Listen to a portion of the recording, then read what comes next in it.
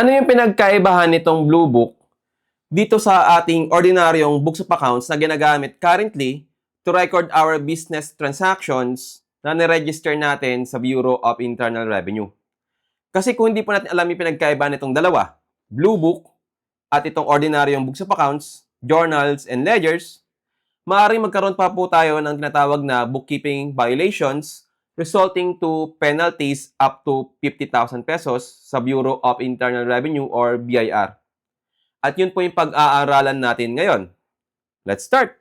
Ito po yung tax code provisions para i-require yung mga taxpayers to maintain and use books of accounts to record our business transactions.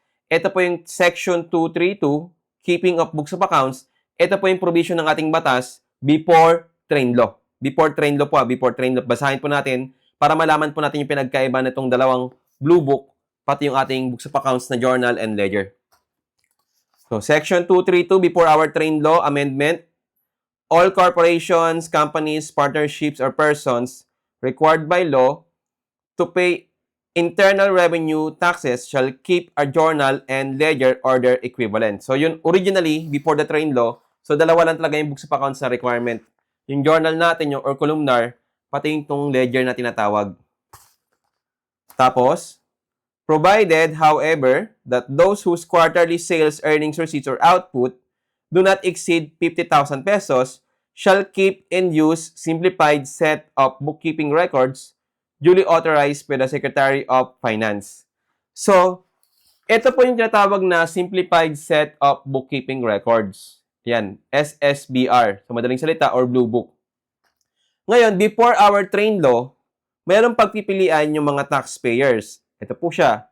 Kapag greater than 50,000 pesos yung quarterly sales receipts ng taxpayer, gagamit daw siya ng journal and ledger. Ito po yun. Books of accounts po ang tawag dito, journal and ledger, dalawa.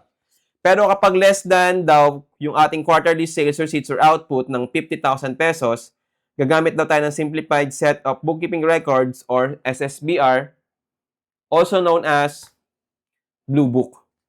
Ngayon, check natin yung amendment ng train law. Ang train law po natin, inamyendahan po yung ating tax code ng 2018. Yan na po siya. Section 232, Keeping of Books of Accounts. All corporations, companies, partnerships, or persons required by law to pay internal revenue taxes shall keep in use relevant and appropriate set of bookkeeping records duly authorized by the Secretary of Finance. So, tinanggal na po dito yung threshold na 50,000 pesos. In other words, starting 2018, because of our train law amending our tax code under po ng Section 232, wala na po tayong tinatawag na Blue Book. So, yung mga taxpayers na gumagamit pa rin ng Blue Book at inire-register nila sa Revenue District Office nila, maaaring magkaroon po kayo ng tinatawag na bookkeeping violation under po ng Section 232 kasi hindi kayo sumusunod sa batas natin. That is the only reason or main reason kung bakit tayo nag-record ng ating business transaction in our books of accounts kahit na ang gulo-gulo ng ating records is because of the law. Meron pong batas under po ng section, ito po yung Section 232. And again, wala na po tayong tinatawag na Blue Book.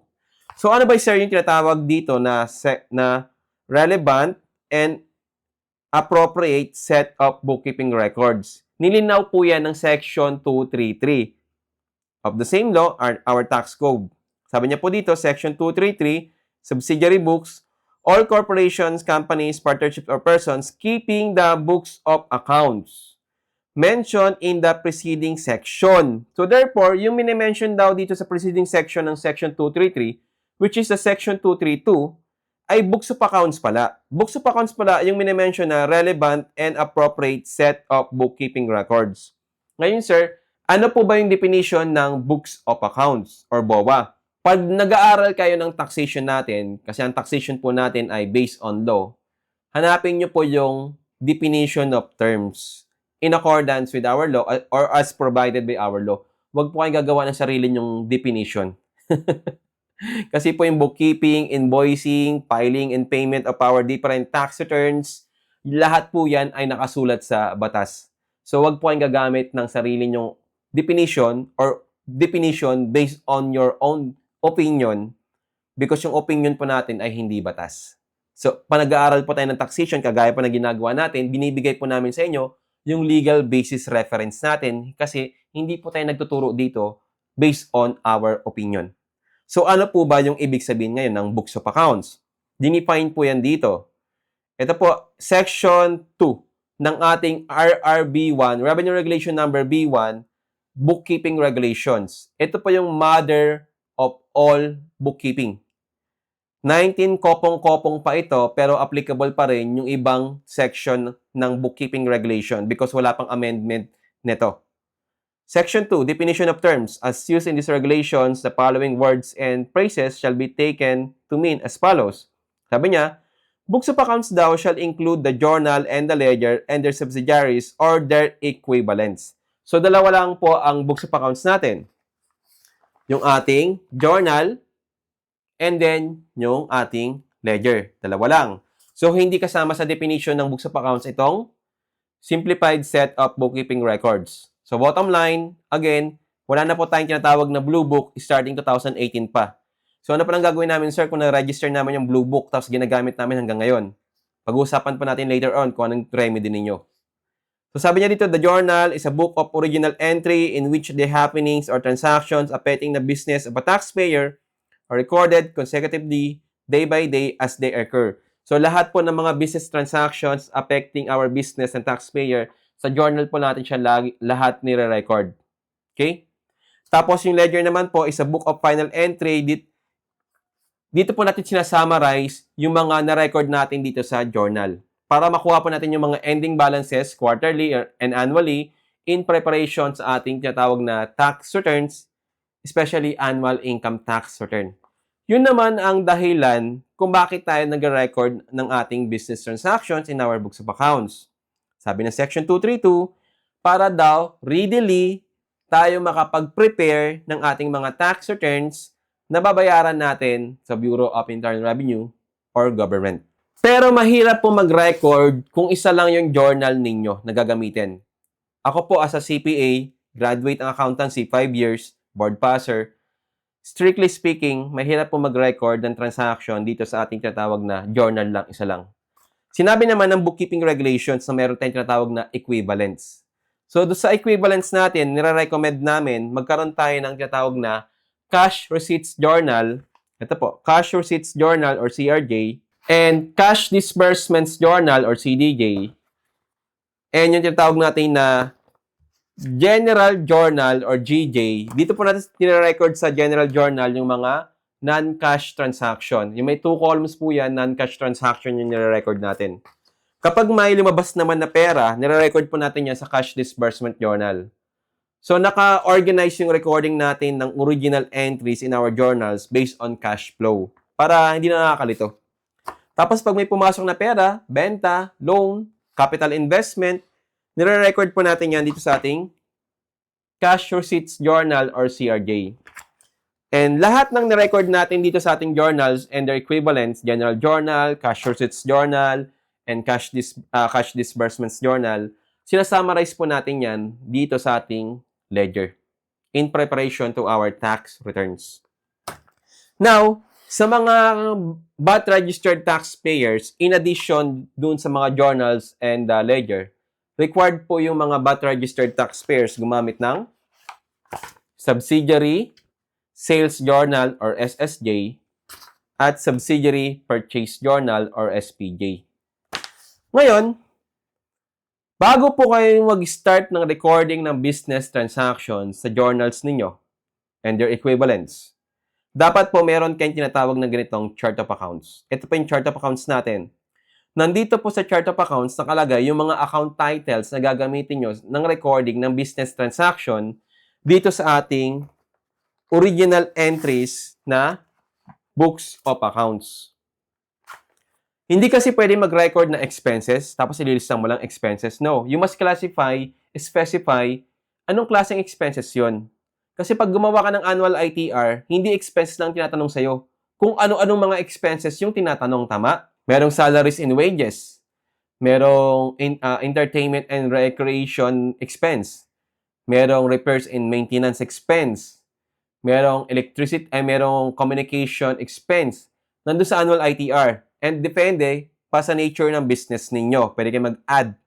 Ngayon, yung chart of accounts po natin, sa mga RWB book owner po natin ng RWB book na bookkeeping, whether BAT bookkeeping or non-BAT bookkeeping. Ito po, BAT bookkeeping for service tayo, pero meron tayong BAT bookkeeping for goods, meron tayong non-BAT bookkeeping for service, meron tayong non-BAT bookkeeping for goods, kasi magkakaiba po yung bookkeeping ng goods and services sa non-BAT and BAT. Meron na po tayo ditong chart of accounts. Ayan po yung chart of accounts natin, no? I-check nyo po sa loob ng RWB book nyo, meron po tayong chart of accounts. Meron po tayong chart of accounts ng asset.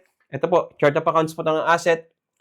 Listahan po ito ng mga specific account titles ng assets. Meron din tayo for liabilities. Ito po, liabilities, gumawa na po tayo. May explanation na rin po tayong nilagay. Yan. Tapos, may mga legal basis din po yan. Meron din po tayo, ito, expenses. Ayan, expenses. And sabi ko sa inyo kanina, hindi po pwedeng expenses na in general.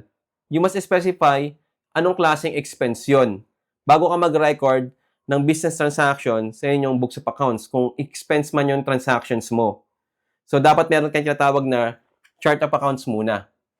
Meron din tayo for income. Ito po, meron din tayong income. Ngayon, kapag nag-avail po kayo ng ating RWB book, nandito na po yung template ng ating chart of accounts. Pwede po kayo gumawa ng sarili nyong chart of accounts ng company ninyo. Tapos, pwede nyong dagdagan, pwede nyong edit yung template na nandito sa ating RWB book. And then, meron din tayo ditong mga resibo. Resibo ng sales, resibo ng expenses. Yan. May mga paliwanag din tayo dito ng bookkeeping. Yan.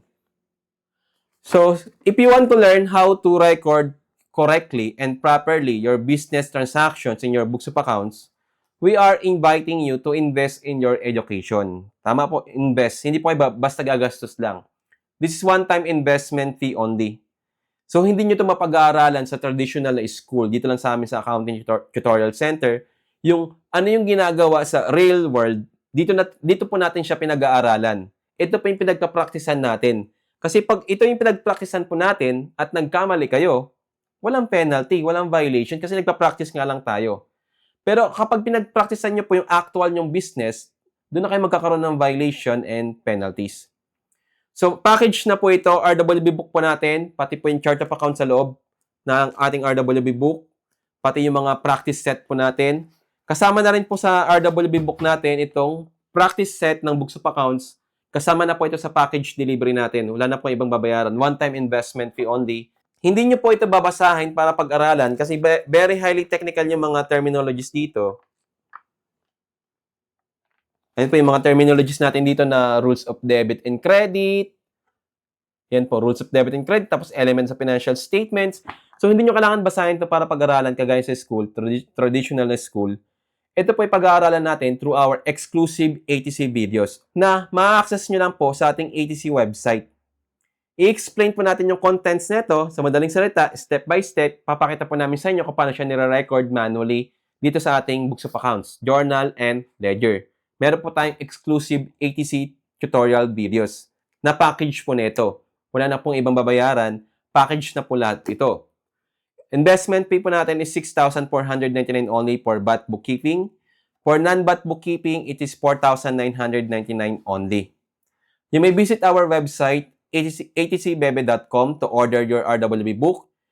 Pre-delivery po tayo nationwide. Or you may message us on our Facebook page, Accounting Tutorial Center.